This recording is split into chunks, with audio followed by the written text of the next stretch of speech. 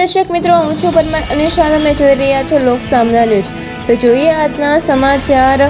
બાબરાથી અમારા રિપોર્ટર ભવાનભાઈ રાતડિયા સાથે।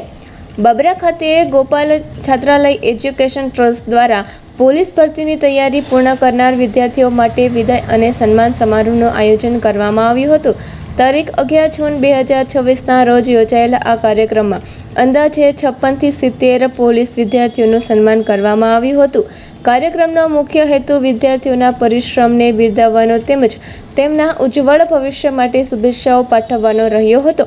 સમારોહ દરમિયાન વિદ્યાર્થીઓને પ્રોત્સાહિત કરવામાં આવ્યા હતા અને તેમની સફળતા માટે શુભકામનાઓ આપવામાં આવી હતી।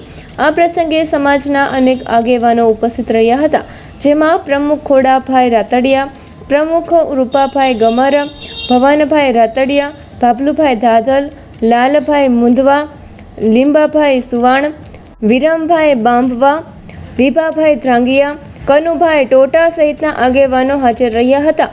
કાર્યક્રમમાં ઉપસ્થિત મહાનુભાવોએ વિદ્યાર્થીઓને જીવનમાં આગળ વધવા માટે પ્રેરણાદાયી માર્ગદર્શન આપ્યું હતું અને દેશ સેવાની ભાવના સાથે ફરજ નિભાવવાની અપીલ કરી હતી।